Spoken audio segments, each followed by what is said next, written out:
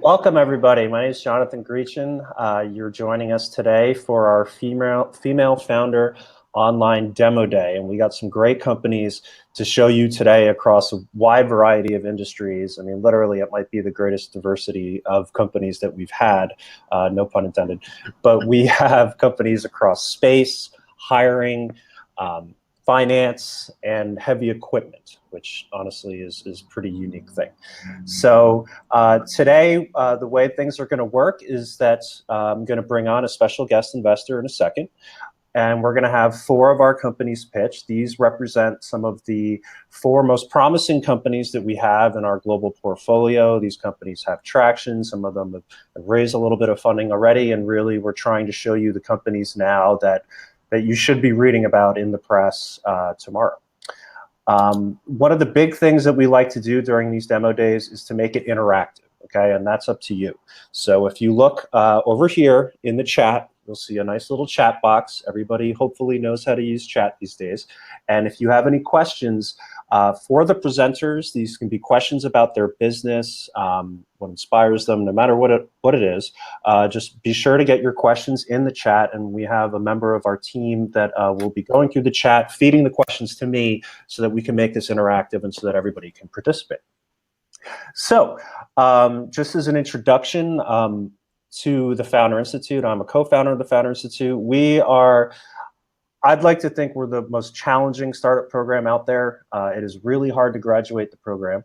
And as I said, the companies that are presenting today not only graduated the program, but are making some really great progress thereafter. And who better to have, see the pitches, give feedback on the pitches, and ask questions than one of Silicon Valley's top investors, Christine Heron. So Christine, I'm going to bring you up on screen here.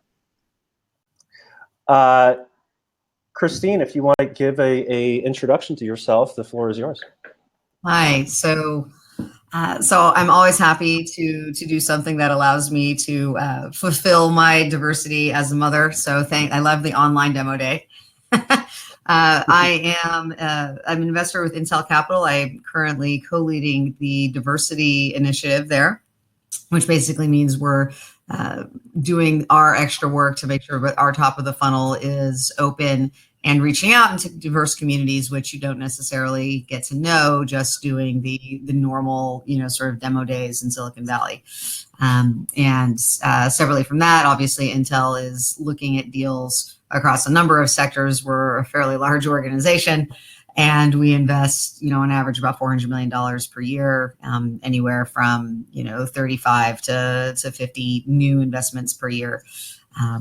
So we're very, very active. And prior to that, I have done a lot of early stage work, worked at First Round Capital. I'm currently on the advisory boards or mentoring at Bullpen Capital, which is a post-seed fund. StartX, which is a Stanford accelerator, and then obviously 500 Startups, which I think is how I originally got to know the Founder Institute guys in Adeo. So I'm really happy to be helping out and to see what you guys have for me today. Yeah, great to have you as well. And, one thing I'd also like to point out, if you guys that are watching today, definitely check out what Intel Capital is doing with the diversity initiative. They've pledged $125 million over 5 years to quote unquote zealously seek out qualified technology entrepreneurs with diverse backgrounds. Well, and actually what we've done, and I think the proof is always in the pudding, right? So we made that announcement, $125 million over a 5-year period, 2.5 years ago. We've already met that number and have invested past it, which is the advantage of investing off of our balance sheet as versus having a, fixed dollar, fixed duration fund, which is what you typically do with a partnership model. Yep. And sort of in that 2.5 period, we've gone from about 6.5% of our investing being into diverse teams to just over 20% of our new investing going into diverse teams, which is fantastic. That's great. It'd be great to see the rest of Silicon Valley follow suit as well. And we're not there yet, because if you were really at full representation, full parity, half of our investing plus, because we'd have all the ladies plus some of the other categories that men are also diverse in. So still work to do. Yep. But we appreciate the work that you're doing, and yeah, as I said, no one better to have on today to see some of these companies, and hopefully you're impressed by some of the companies that we have. We know honestly these are amazing founders that we're going to see today. So let's get on with it. All right, so first up, all the way from Denver, Colorado, really not that far, but Vanessa Clark is joining us here. And Vanessa's, I had mentioned a space company, and we're going to start off swinging right with the space company. So Vanessa is the founder and CEO of Atomos Nuclear and Space. And Vanessa, the floor is yours. Thank you, Jonathan. Do apologize. There we go. Okay, so hi everyone. I'm really excited to talk to you about our company. Thanks, Jonathan, for the invitation and the great preface there. So we are a space company that's really focused on enabling deep space and opening up the frontier for future exploration, and also lowering some of the barriers to entry for companies wanting to enter the space sector. So space, as well as being pretty inspirational, drives a lot of our economy today. So as many of you may know, our navigation systems, weather prediction, climate change science, telecommunications, broadband internet, so many things are actually enabled by space and the satellites that we put there. So it's actually a big part of our economy today, numbering in the hundreds of billions of dollars in size. So I personally have worked on a few large space programs for industry and agencies, and there is sort of an acknowledged gap in how we operate in space today. So essentially, rockets, the only transportation infrastructure we have for this industry, are okay at getting into space, but they are not okay for moving beyond lower orbits. Rockets are really optimized to get out of the gravity well that is Earth, but they're not that efficient at moving around once we're in space. So a satellite could be lost, is difficult to recover, and also the entire process is more expensive and cumbersome than it needs to be.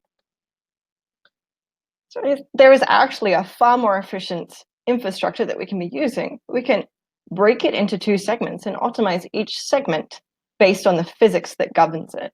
So rockets are great for getting into space, but when we want to move around in space, we should use a different mechanism, such as a space tug. So space tugs have been proposed since the 1950s and 60s by NASA, and what makes them so efficient and optimal is they can do multiple transfers. So if rockets can get satellites and payloads to lower orbits, space tugs can move them to their final destination. This also enables a lot more versatility and opens up the market. So firstly, it benefits satellite operators. So a satellite operator that is launched to a lower orbit and then transferred to a final orbit would experience cost savings of 20 to 40% on typical launch costs. So average launch costs are around $100 million today. But this model doesn't just benefit the satellite operators, it benefits the launch providers too. So launch providers will be able to tap new markets and will be able to reach space and new orbits from more diverse launch sites. So leveling the playing field and promoting competition in the industry. So this is a good thing for all of us space data users here on Earth, and not just NASA and the space agencies. So one analogy that I like to use for Coloradans is that if we lower the barrier to entry for space, we can have widespread broadband internet, which is fantastic for us on the ski fields and stuck on the jammed freeways around our state. Finally, it does benefit space explorers. So not just NASA and other agencies, but then SpaceX and Blue Origin as well.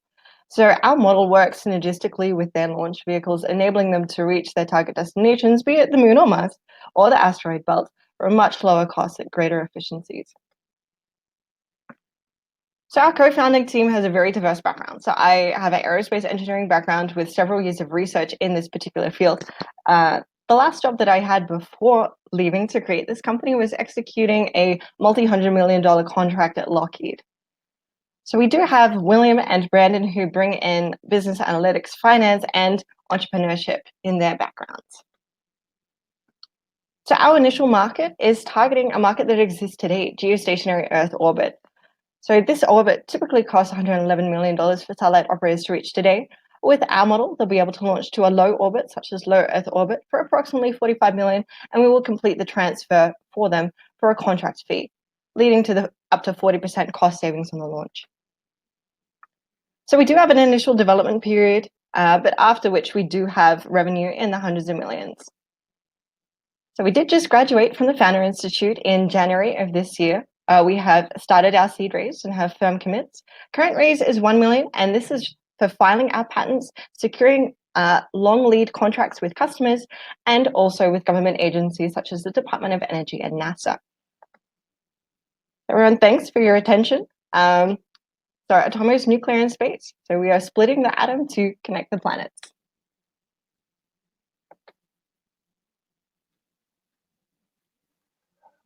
All right, great job. Great job, Vanessa. So, okay, so let's see here. Everybody, if you do have questions, please don't be shy, put them into the chat. Christine, I'll open the floor to you first if you have any feedback or questions for Vanessa. Yeah, absolutely. And I just want to make sure you hear me, since I heard I was a little echoey, so I put some headphones on.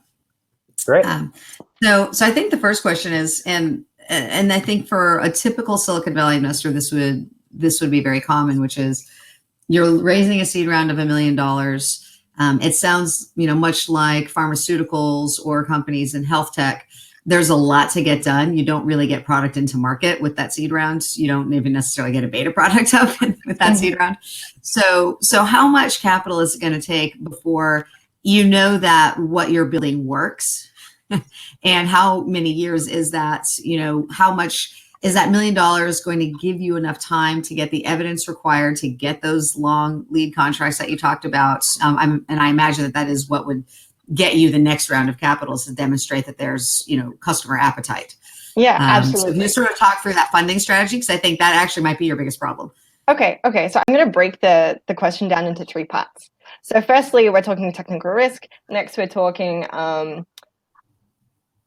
guess, our cadence at which we can demonstrate at this technology. And then the third part is getting the customer contracts and what's required for that. So the first part of it, the technical risk. So we have identified some of the high risk items, but our system is really designed to rely on heritage technologies that are either available commercially off the shelf or have been developed for decades by NASA. So essentially, we are taking heritage designs, but applying some new material technologies to them. So to prove out these new materials in a heritage system is actually very, very low effort. So we can do a lot of the, most risky technology development within a 12-month period, with essentially all of our key technical risks completed within a 24-month period. So we do aim to have those key risks completed before our seed raise and our Series A raise in 12 months' time. So that's the technical risk part. The funding need to do all of that technical risk burn down. So we actually are looking at non-dilutive funding as well as dilutive funding. So the 1 million raise will be able to do that for the first 12 months, with the second 12 months completed under government contract. So a lot of the tech work that we want to do is strongly aligned with DARPA, DOE, and NASA technology roadmaps. So we're looking to cost share with them. So really the $1 million seed really gets us to the point where we can partner with these agencies. The final point that I'd like to say is the total timeline until we have a product in space. So the man hours required to do this, if we had full facility usage and so on, would only be around 2 years to launch a demonstrator, and then 3.5 years to launch the final product. But as you pointed out, it's sort of analogous to the pharmaceuticals industry. So we're expecting the certification and licensing process starting immediately to take 4 years from now. So we are conservatively predicting that we'll be able to launch our fully operational vehicle with and serve paying commercial customers in 6 years' time. Got it. And do you need to have any of the technical risk removed before you can go out and start doing those customer sales, or can you get to work on that right away? So we can get to work on that right away. So the contract structure that we're using is take or pay. So essentially they will be obligated to use our service if we hit certain milestones. So there is, in this early stage, it's really helping us validate our customer segment and the market and demonstrate the market size to our investors, while also enabling our customers to sign those contracts with us while we're perceived as high risk. But they will be upgraded and changed in our Series A as we burn down those risks. Right. And what else needs to happen in the market for you to be successful? So do you require that the US government wants to fund a lot of space exploration, or are you okay if only the private market addresses it? If Elon gets hit by a bus, are you still in business? Like what else needs to happen for your success? So our model is based on a lot of factors. So the financial model that you actually saw was us lowering our prices to work very well with SpaceX. So essentially, we enable every other launch provider to have a cost point that's the same as SpaceX's best prediction. So if SpaceX succeeds, that brings us more business. Inverse to that, if SpaceX, if they have an increase in their contract price or a drop in their cadence or more market capture, that also makes this a fantastic option for other launch providers to work in synergy with. The second part of your question, does anything need to happen in terms of the government? No, we really want to be a purely commercial entity. We do want to reduce the capitalization needs that we need through funds and dilutive funding by relying on government contracts, but that's not an enabler. That's really just a sweetener for us to make us a better deal for early stage investors in particular. Got it. Okay, I have a question from the audience here too. So Sure. Julie asks, can you elaborate more on the technological differences between what you're doing and what companies before you have tried to do here? Yeah, absolutely. So essentially, no one has looked at commercializing a space tug before. So NASA has a few programs, and DARPA has also looked into this in the past, but none of them have really flown. There are 3 other companies pursuing space tugs, but we do use a different technology to them. So we are targeting future markets, so very heavy cargo transfer to the moon and to Mars, and then the very heavy satellites that are going to GEO and are predicted to stay at a steady, constant market growth rate for the next decade. So to be able to target these heavier payloads, we need different technologies than these other startups that are looking at space tugs. So their systems use solar power. We are using nuclear. So I know that is a taboo word, or I guess is a little daunting for people, but launching a reactor on a rocket to space has been done multiple times in the past, so tens and dozens of times. And a reactor is completely safe until it's been operated. And so the radiation from a reactor is actually more benign than the space environment itself in a lot of cases. So this is a fantastic system for space. It's like using nuclear in your submarines. You know, it doesn't operate in your backyard. It is a fantastic application for that technology rather than terrestrial power. So reactors have been developed by NASA over the past 4 decades. So we're essentially using some of their designs with new materials and fuel technologies that are inherently safe. So our IP portfolio and actually secret sauce is the fuel that we're using that is incredibly safe and optimized for space applications. Okay, and is that you know, you'd mentioned the IP that you guys will be filing. Is that what it's related to? Part of it, yes. So we are essentially creating a patent thicket around in-space transportation systems. So we're looking at the reactor system and any associated systems. So the power management system, conversion system, thermal management, anything that's unique to our spacecraft, we are looking to patent, and it is all patentable material. There is some in the open domain that NASA has published, but of course, they are more academic studies than our design specifications that we have developed with industry partners. Okay. Sarah asked the question as well, how do you dispose of the spent nuclear fuel? Okay, that's a fantastic question. So our reactor can operate without being refueled for 15 years. Once it's approaching its end of lifetime, we have essentially 2 options. So the first option is to put it into a graveyard orbit. So these are designated orbits around the Earth that really don't interfere with any of the satellites that are there and have a very, very low probability of ever being on a collision course. So there are already 30 disposed of reactors in this orbit, all of them from the Russian space program and one of them from NASA. They launched a vehicle in the 1960s. So our reactor, essentially, the radiation decays down over a period of a couple of decades, after which it's a completely benign piece of space debris. So that's one option. which we don't feel is very responsible, even though it is what is what we're obligated to do in terms of international regulations. What we would like to do is insert ourselves into a heliocentric orbit, and which is an orbit far away from the Earth where we won't interfere. So think about where Elon Musk's Tesla is flying. We're looking to put the reactor out there. So, like I said, the space radiation is more dangerous in a lot of cases than the reactor radiation itself, particularly after we've stopped operating it. So there is no safety issue or risk concerning this. Definitely not any more danger than what SpaceX has done with the Tesla. Sure. Okay. Well, that was great. Christine, do you have any closing thoughts or pieces of advice for Vanessa as she tries to do something very ambitious? Yes, and I love how ambitious this is.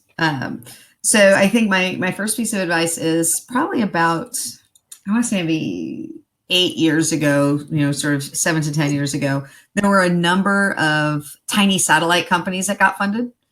Yeah. And so what I would, number one, if you have not already done this, given the amount of capital you're raising, I would certainly go check out Crunchbase. I know you know the companies better than I do. See who funded them and reach out to those folks. So to try to jumpstart. Yeah, go ahead. I think it's probably value added if I say this. So we already have our Series A investors lined up if we hit our seed round milestones. So we are talking to all of those companies, and we're actually establishing formal relationships with them so that they have rights of first refusal and also more obligations to join our Series A. But yeah, there are space investors out there, and they're very committed to this project, just not in our seed round because we're a little bit early. Yeah, and so my second piece of advice is now to be very cautious about saying we already have our Series A investors committed, because then every investor out there will say, well, why aren't they doing the seed? If they're not doing the seed, they're not really committed. They're just blowing smoke or kicking your tires. So you might want to think very carefully about how you frame that engagement, and just to make sure you don't, accidentally create an issue for yourself, in terms of perception with the potential seed community. Okay, sure. So I think that's number one. And then number two is, from what you've described, you have a very close timeline on taking out that 12 months around technical risk with private funding. And then you've got another 12 months that you're anticipating based on non-dilutive funding, which is fantastic that you have access to. I think it would be prudent to have either a backup plan or, something that you structure ahead of time for if that takes longer. If that sales cycle to get that non-dilutive funding takes a bit longer. I'm assuming your financial co-founder has, that grant writing experience in his background. Hopefully someone does, because that is a gnarly problem. And because I have, whether it's, your own development issues or just sort of market-based issues, who knows what, Donald's going to do next month, right? You don't need things getting in your way that you don't anticipate. So I always advise, if you only need $1 million, and I say only with air quotes, if you only need $1 million to go for 12 months, I would seriously consider, bumping up with like a 30 to 50% margin of error on that. Just because when you're at those smaller dollar amounts, a lot of the seed institutional investors, they don't have a big difference between writing you a $250K check and a $500K check. So you might as well take the $500K check. And have some security buffer for you, because you just don't want to be out scrambling to get more private capital when you're also trying to get the other work done. All right. Thank you, Christine. Okay. And thank you, Vanessa. That was great. Awesome start to it. And we're going to start moving on now. So we are moving from space to finance. And we're bringing on Hoda, who is coming all the way from Silicon Valley. Hi, Hoda. So Hoda is the founder and CEO of StockCard. Hoda, if you'd like to introduce yourself, and we're ready to go. Sure. Thank you so much. I'm just bringing up the slides. Give me 1 second. Here we go. Okay, so hi, everybody. My name is Hoda. I'm co-founder and CEO of StockCard. And today I'm here to talk to you about how we are building the investment platform of the future. There we are. So this is all of us. When we hear investing and wealth management, that's how most of us feel. It's pretty overwhelming. It's pretty intimidating. But despite that, almost all high net worth individuals invest their money and grow their wealth. And that's because they are able to afford hiring very expensive wealth managers who support them and guide them through the investment process. But these wealth managers are deprioritizing the rest of us with lower net worths because we just have a smaller amount of assets that they can manage. That means a significant portion of global investable assets is left untapped by the investment management industry. And we think that's not right. We believe everybody, regardless of their net worth or their background or their education, should be able to invest and generate wealth for themselves. In order for that to happen, three things needs to come to place. One is we need to make sure the investment process is not confusing and people have access to understandable data and insights. Second is we need to make sure the human who is making investment decision is not making those decisions based on emotions. And third, we need to remove ambiguity and unclarity out of the investment process. And that's what we actually call the investment platform of future. It's the perfect trifecta of intuitive research, behavioral guidance, and automation of the transactional part of the investment. So behind this platform that we're building sits a set of reliable APIs, natural language processing, and machine learning to help build the whole platform. So we've been at this work for a couple of months, and we've built the data platform side of the solution. And the beauty of the solution is once we build the trifecta for one investment class asset, we can actually significantly scale our product by applying the same trifecta to all other investable assets that are out there. So let me show you a little bit so that you can feel what the product looks like. So far, we've built the intuitive investment platform side of it, the data platform side of it. And the goal there been to create an intuitive research process. So we went to other walks of life and looked for intuitive frameworks that we can apply back to investment research. So we're creating almost like an app store for all investment opportunities that people can engage with. And then if people want to get to know one investment opportunity, we use other intuitive solutions or concepts such as traffic light to just convey the quality of that investment opportunity instead of using very complicated rating systems. Then, although on the back end, hundreds of different structured and unstructured data points are being collected and analyzed, I don't know why I lost. Did I lose my presentation here? You did. Yeah, I don't know what happened. Yeah, it looks like it just disappeared. Yeah, okay. So I'll bring it back on. So yeah, Okay. okay, back in. So yeah, on hundreds of different structured and unstructured data points are being collected together and analyzed. Users only see very easy to understand insights in everyday language. And then really, this is the last part of what is already live is that people are getting started to almost like a shopping cart system, the investment opportunities that they realize, they put it in their personalized portfolio. And at some point when we automate the transactional part, they can just buy the investments that they picked in one shot. So as I said, we've been at it for a couple of months, and so far we have hundreds of users on the platform, and we're able to delight them. We've received people saying that they put StockGuard as a must-have part of their investment research. Some people love the platform so much that they can't wait to pay us. They're asking for, where's the paid version? We don't have a paid version, but they're like, I can't see the paid version. So that's why we're very confident that we're actually going to be able to compete in the market. I'm going to pause here and just talk about our team and then return it back to the question. Myself and my co-founder, we built the platform for ourselves. And I keep losing my presentation. I'm sorry. That's all right. Keep going. Keep going. Yeah. So basically, both of us, we are product managers. We've built, in several different companies, we've built very successful digital consumer products, but we built a platform first for ourselves. We wanted to be able to be a better investor. And then we realized, we showed it to our friends, and we realized we have a gem in our hands. And that's how the company came about.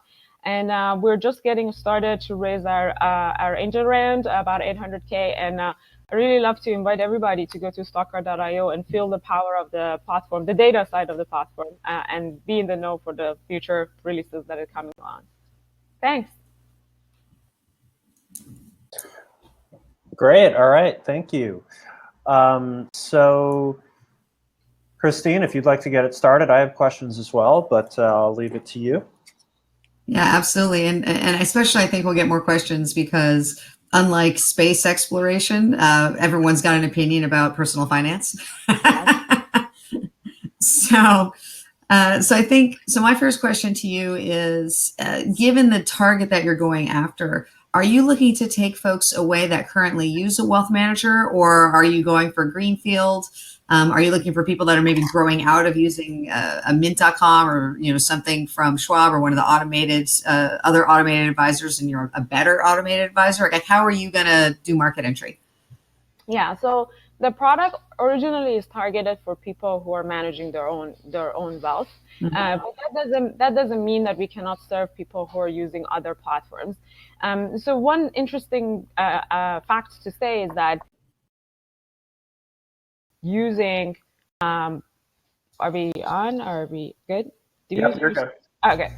So even people who are using automated funds, on average, after 4.5 years, they get out of the fund and they make something wonky. They do something wonky with their investments because they don't have the type of support that they need to in order to make sure that they're good over the long term. So even people who are using robo-advisors or like Vanguard and those things, they still make decisions that they're not sure about, and they make a lot of mistakes. And our goal is to be able to support even those who are using automated systems, to be able to have complete support.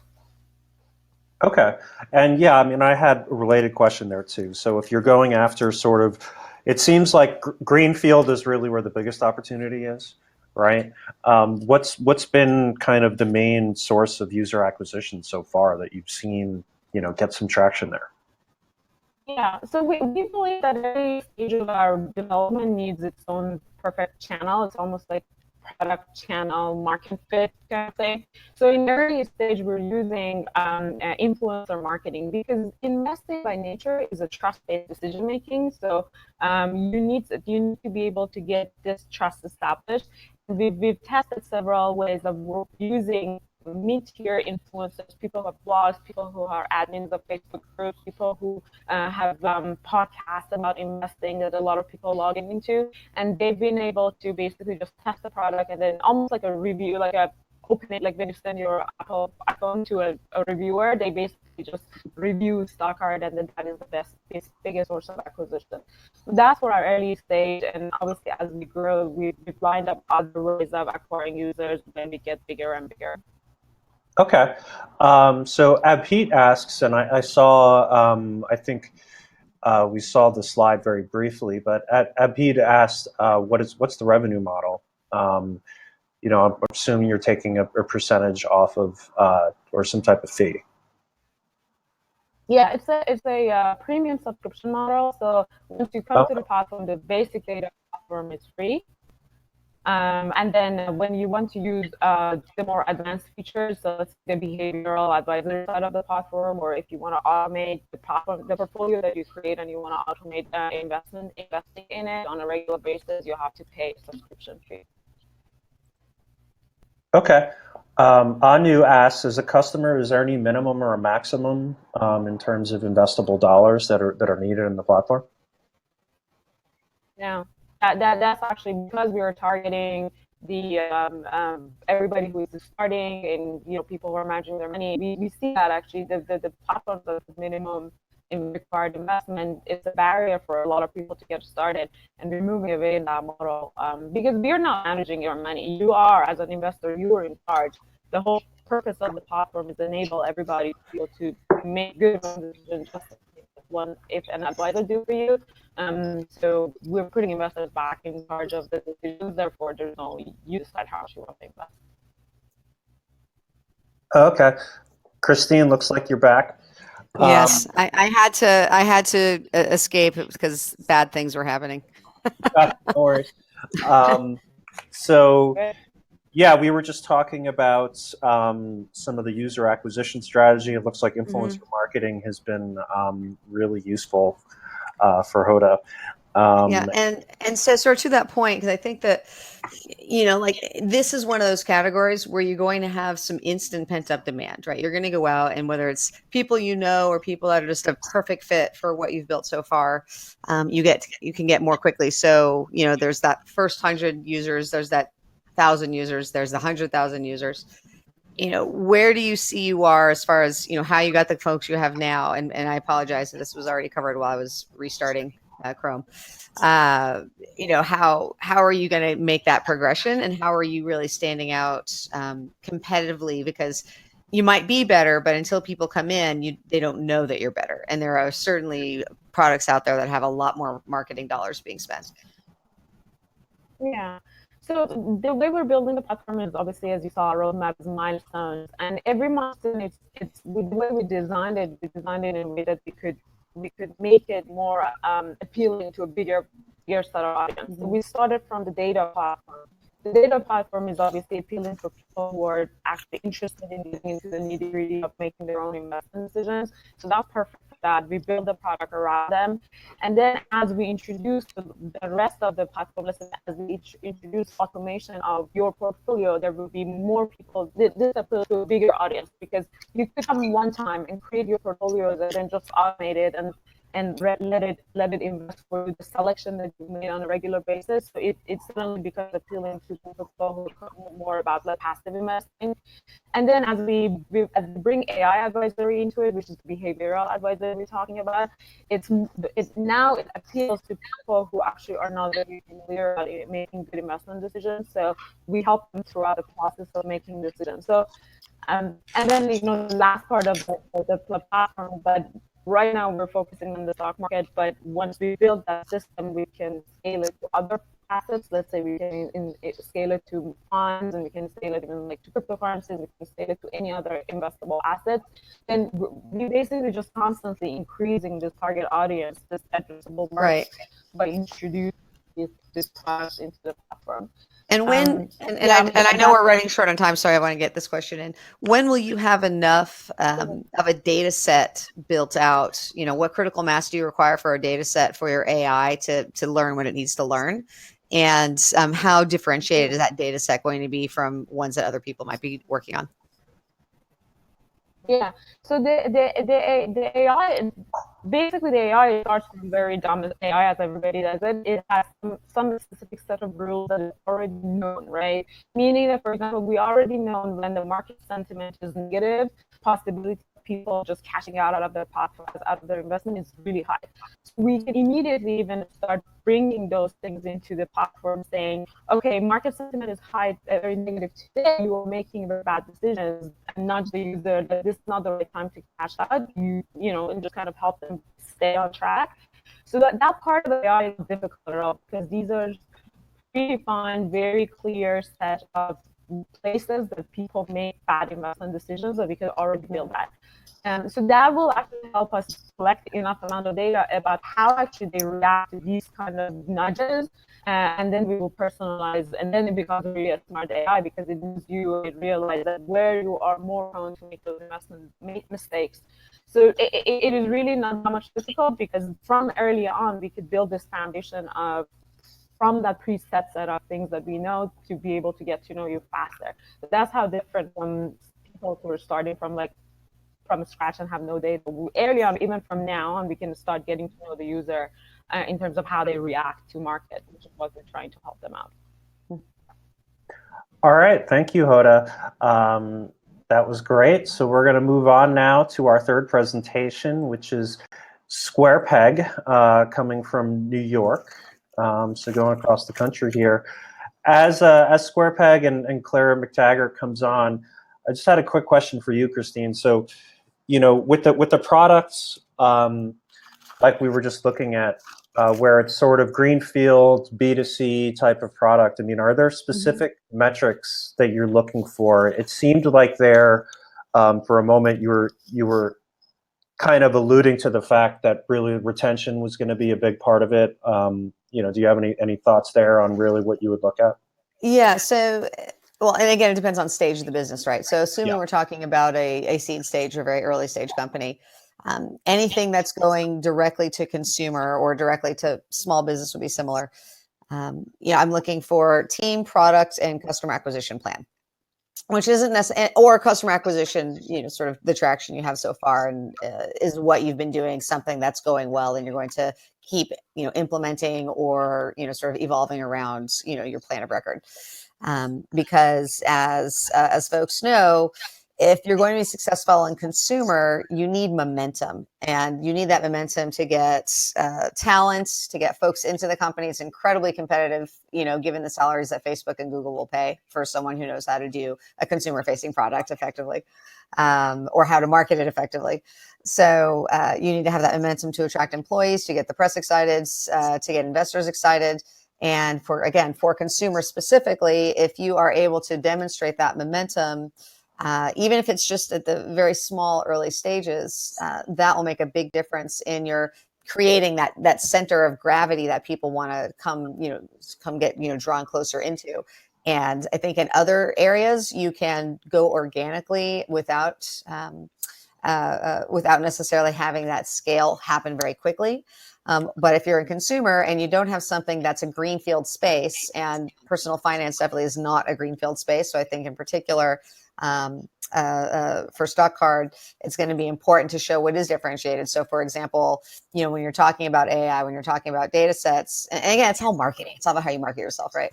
When you go out to raise capital, I know for a fact that many investors, us included, will basically just get very excited if you have a smart team that's doing AI straight out of a lab even, and they've got a line on a unique data set, which is why I was asking. Because if you were to say, we have a unique data set around personal finance that other people don't have, and we have this team that's very smart about, how to get and applied, artificial intelligence around that and do things that create value. We're going to take relentless parallel attention and create this value with that attention from AI. That will differentiate you enough to get the capital that you need to then go figure the other stuff out. So you have this ability to get the resources you need to be successful, a couple of different ways, because you do have that AI, Right. coloring you. But if you're going straight consumer and you don't have the latest snazziest thing on Sand Hill Road, then yes, you've got to have that plan, and it's got to be something that people are excited about. They believe you can execute on, just because execution's everything. I would worry much less about feature sets at this point. No, that's great feedback, and yeah, that's why I wanted to dive in there. All right, so Claire, without further ado, Claire, as I said, coming from New York, is a job matching service where she's also doing some pretty cool stuff with data. So, Claire, are you there?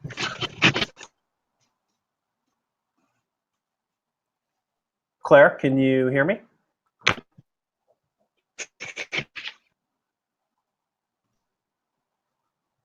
Okay, looks like we may be having some connection issues with Claire. Hopefully that ominous face behind Claire Can has you not hear hurt her.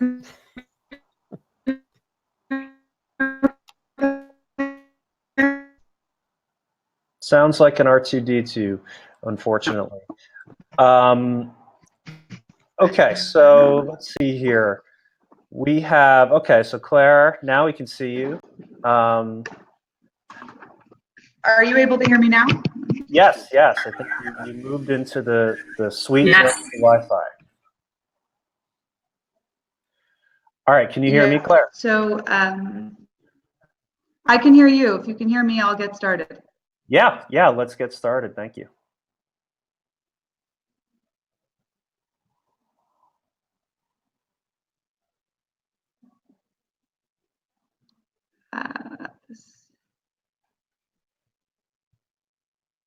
So online events are challenging, by the way, for anyone who's watching, especially when you're broadcasting and bringing in people from multiple places around the world. So appreciate your patience.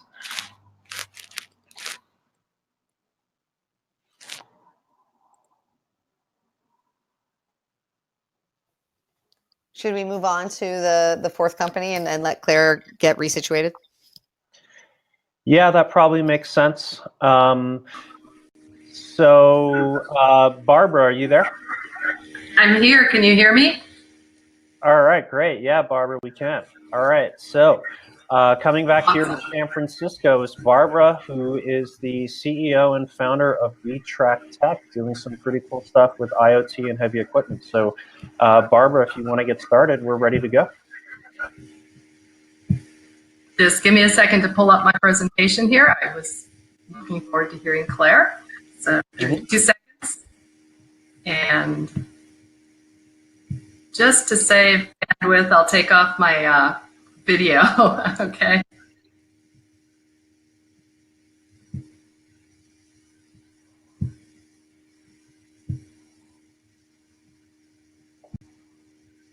All right, are we good? Yep, we can see you. Let's go. You see? Okay, super. Well, worldwide, businesses spend over $140 billion a year on the repair and maintenance of heavy equipment. And just for perspective, that's bigger than all of video and mobile gaming combined. In my experience, I was an executive doing facilities and operations leadership. So I personally experienced this, as I show here, a ticking time bomb of heavy equipment, where the breakdowns caused really expensive downtime. And when I reacted to failures, instead of anticipating them, it increased repair costs by up to 10 times, and that's been proven. And surprisingly, if you have mixed types of assets or older equipment, there is no predictive maintenance solution for that equipment. So we developed eTrack. We use the Internet of Things to turn this powerful equipment data into actionable information for our clients. And we do it across vendors and vintages. We alert you to problems before they become serious. And what we found is this not only saves a lot of money by eliminating downtime, but of course it improves productivity and it improves maintenance costs, reduces them by 25% or more. So quick tutorial on how this works. We connect our proprietary non-invasive IoT sensor system to the equipment. It sends data to our eTrack cloud there in the middle. And before something really big and expensive goes wrong, we send an alert via text, API, or app. And just a quick look at the app, we can see what's going to break. Next, we can see the details of what's wrong. And finally, and this is super cool, the maintenance tech can see the history. And our master tech, who's worked with us on this, said that it will save time, which of course will save our customers money. So a lot of people are surprised that there isn't something like this already. And here's the situation. The OEMs have some IoT monitoring, but it's only for their stuff and only their new trucks. They don't monitor other brands or the older trucks, pre-technology. Fleet trackers can handle multiple brands, but they don't have predictive or real-time work orders. So our business model is software as a service to monitor each asset. We also sell hardware, and we have a global partner who provides that to us, and that's part of our professional services installation package. Longer term, we'll also have extensive data to sell to interested parties, like those OEMs. So the market's really interesting. 8 billion of the world's heavy equipment repair market is just in the US with lift trucks, forklifts. This equipment, as you know, is like critical to revenue because it's between the factory and you, and it breaks down a lot, and there's no predictive solution. So forklifts are an initial focus for our team. Right now, we're really excited to have Fortune 500 companies in our pipeline. We have commercial pilots, and we have some really exciting strategic partnerships underway with both the heavy equipment folks and some facility service providers. And they're going to help introduce eTrack to their businesses who need this solution. We have a team that is just so exciting to work with. My co-founder and I, we have deep experience with this kind of problem, given our past business experience. And we bring together our IoT, our maintenance, and the team experience here to solve these kinds of problems for our customers. And I've done a lot of business scaling. Right now, we have finished our early friends and family round, and we're now raising $2 million to accelerate our market entry through new use cases and pilots, and it will also support our patent process. So we are transforming fleet management through predictive machine insights. And I'll just say that everyone who's listening knows someone who uses heavy equipment. It might be you. So please visit our website and we'll help you make your workplace work better. Awesome. Thank you, Barbara. So I had a quick question first, Barbara. You'd mentioned that the term non-invasive IoT sensor. Can you dig a little into that? Yes, a lot of heavy equipment has warranties where if you interrupt the equipment mechanics, you violate the warranty. And so actually one of our patents that we're applying for has to do with the installation procedure to make this non-invasive. So we can measure a bunch of things that normally you need to stick a probe into. We can measure it without putting the probe in by using algorithms and a unique installation technique. So we don't mess with your equipment. It's in the same condition before we came as after we come. Yeah. Are most of those assets owned by your client, or are they leased? Both, interestingly. One of the clients we're working with leases over 20,000 forklifts. And when you have a lease, you pay for any kind of repair that's considered abuse or not under warranty. And one of the things that we determined is there's a bunch of stuff that should be under warranty that's currently with the leased equipment. So we do both. There's, actually equal advantages to leased or owned. I think if you're owned, you oftentimes have your own maintenance people too, so we can help make them a lot more efficient and effective because they know what's. Yeah. And is there an opportunity for you to get third-party distribution by working with leasing companies and doing partnerships on that side, or do you anticipate having a direct sales model? Actually, having partners in the middle is a big part of our model, but they're maybe not quite what you're thinking there with leasing. OEMs are a target down the road, so we'll definitely be talking to them about incorporating our solutions so their distributors who do most of this leasing can take advantage of it. Also, there are a lot of companies that already provide specific services to these types of equipment, like wheels. And so we can partner with the wheel and tire folks to bring a solution so they know when that tire needs to be repaired. So we're really, excited about the partnership opportunities. I'll also make another note on the partnerships. It's surprising that a lot of the big companies, even the ones that have IoT, and I won't embarrass them by mentioning their names, they are still looking for someone who goes from sensor to insight. We do the data analysis with, of course, we have a business rules engine, but machine learning makes that stronger, and then take it all the way to something the operator can do with it, and then asset insights. In a lot of companies, you need to hire another company in the middle to do that work. So a platform that kind of is full life on the data cycle is really what we're offering, and we're plug and play. We don't need to do everything. You pick the equipment, we can do just that specific equipment. And are you a useful vendor for someone who only owns one forklift, or do they have to own 100 forklifts? Like, where's that critical mass where you become useful? Yeah. It depends on how important that one forklift is. I think we can be useful to that. It's really, if you think about it, it's cost benefit, right? If I will tell you, doesn't mean you want to chase that business, though. No, our focus is on mid-market folks who have at least 200 assets.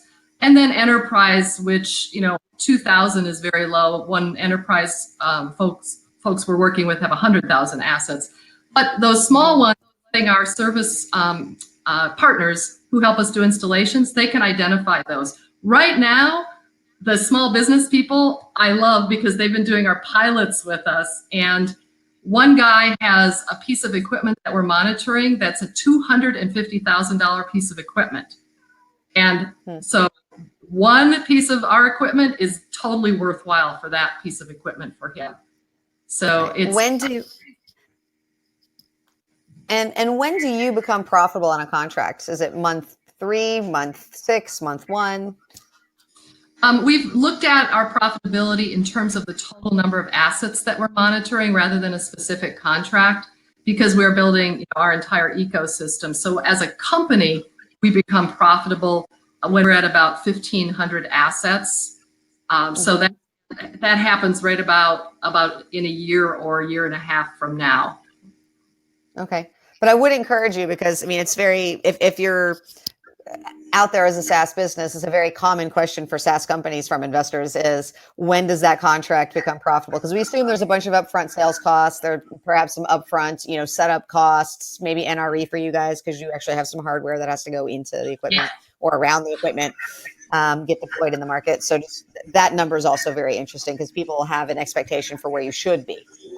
Right, and we could go into more detail on that, but we do know the contract size and all the individual buckets. We charge for the installation process and the setup process as part of our professional services, because we do some analysis for folks that's valuable. So the contracts actually become profitable at a pretty small number of assets. Right, if you're able to get that money up front. That's great. Yeah. Cool. We had a question or two from the audience here. So technical questions, it seems like. So Sarah asked, what is the IoT device and what standard are you using for the network connectivity? Okay, so I won't go into all the weeds there, but one thing that's different about us is we use sensors that are best in breed sensors and they're all different types of sensors. And so we connect that to a custom configured sensor hub. And by the way, those are all available on the open market. We have only invented one sensor. So those all connect to an industry standard device. And so we're following all kind of the industry standard protocols for that. And, she can reach out to me separately. I'd be happy to share all the details, because I don't want to bore everybody else with all that. And the one thing I'll say is we use the cellular system for everything. So we're not riding on company networks. One of my co-founder has a background in cybersecurity.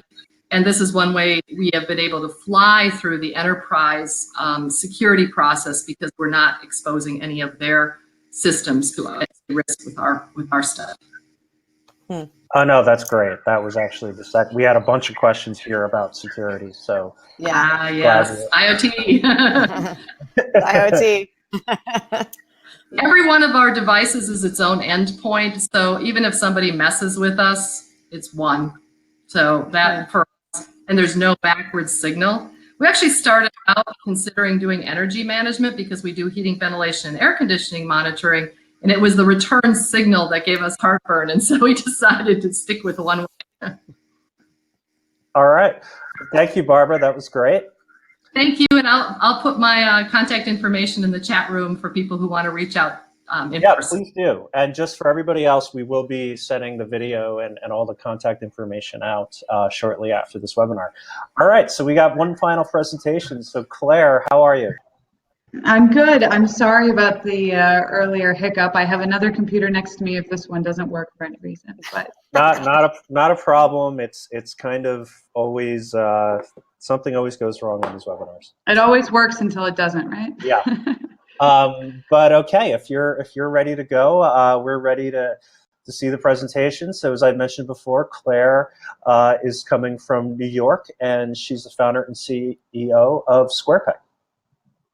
Okay, great. So thanks for hosting me. I'm the founder of SquarePeg. We are a platform for intelligent job matching.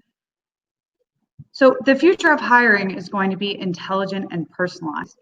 Online platforms are going from the initial model, which is searching through long lists of results based on keywords and filtering, to smart matching and recommendation systems. SquarePeg is curating the job matching experience for employers and talent based on fit. So why does this matter now? The first is that the current systems really aren't working for either side. You have nearly half of new hires, which are considered a mistake or a failure 6 months in, and 80% of job seekers saying that online platforms are painful.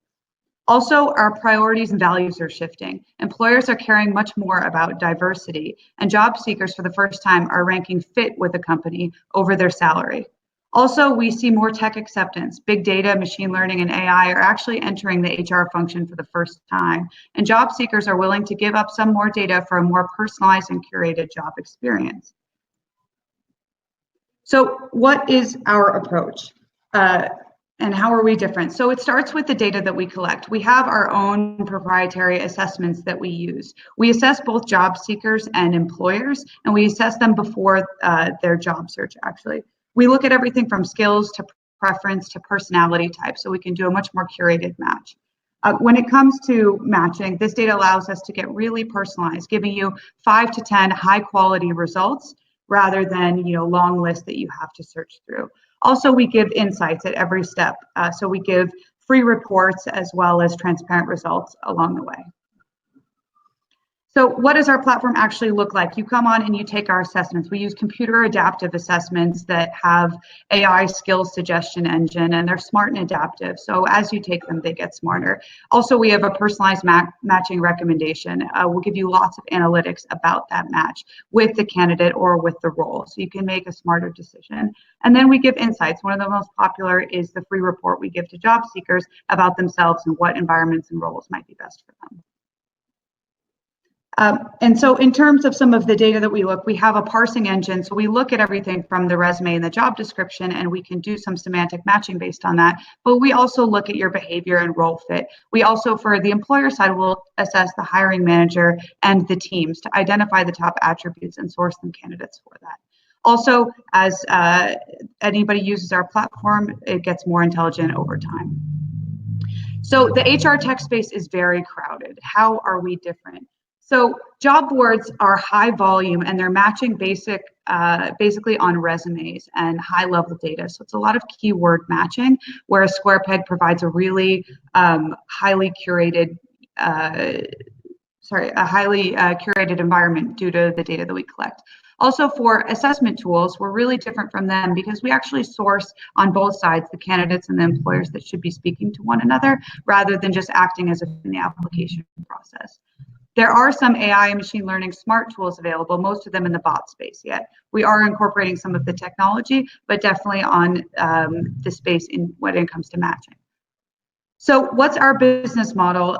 We are a subscription-based model for employers, and it's free for job seekers. And when it comes to job seekers, we're looking at business generalists, so no tech hires. It's mainly sales, marketing, and your business hires. We also have a large database of passive candidates who are currently employed and thinking about their next career. We launched an invitation-only beta in the fall, and since then we have 6,000 users actively using SquarePeg to find their next career, and 40 companies working with us from BBC to Audible to Lord Abbey. Our team is a mix of business, science, and technology. So I have a background in management consulting and led a recruitment team for 4 years. Dr. Scott Highhouse leads our IO-Psych and science team, and he's one of the leading experts on personnel assessment and selection. Also, we have a team of sort of engineers and a leading NLP data scientist. And that's it. So SquarePeg, we're currently coming out of our first MVP. We're coming out with the second product and raising our seed round. Great. Thank you, Claire. All right. So Claire, we got your video back up. Christine, do you have any questions for Claire? Yeah, absolutely. And so I think I'd like to hear a little bit more about what's actionable. So particularly for this category, if you're going to go, you're going to do this quiz, you're going to learn a bunch. And I think that's true. You know, is that if it's, two-sided, those tests need to be actionable in some way. So what's the actionability for your seeker and for your employer based on that report you're giving back? Yeah, so for the job seeker, they take the assessments and they'll immediately get a lengthy report, really personalized about themselves. You're highly detail oriented. You might be great in this environment, in this job. And then we say, we're only going to send you roles that are really going to fit you from a preference perspective, environment.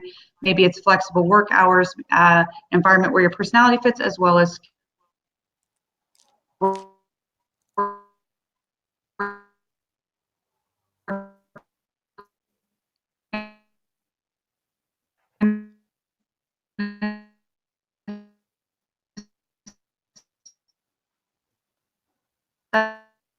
Is it just me that can't hear?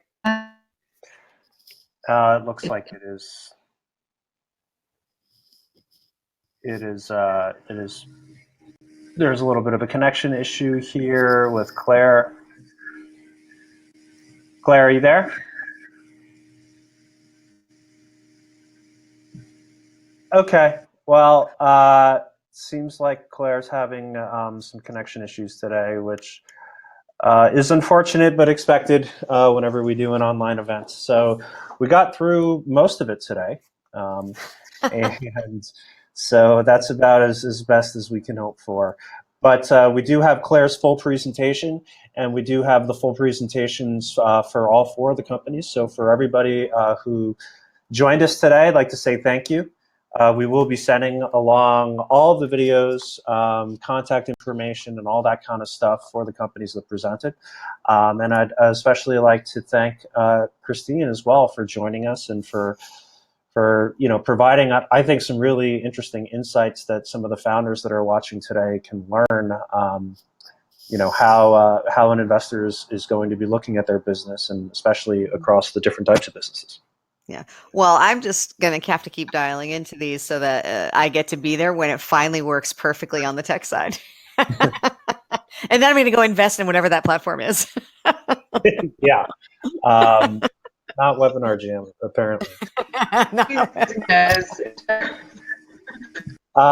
Okay. So, all right. Well, thank you, everybody. And as I said, you'll all be receiving a video. Thank you again, Claire. Thank you again to our presenters. That was great. Take care and have a good day, everyone. Thank you. Bye-bye.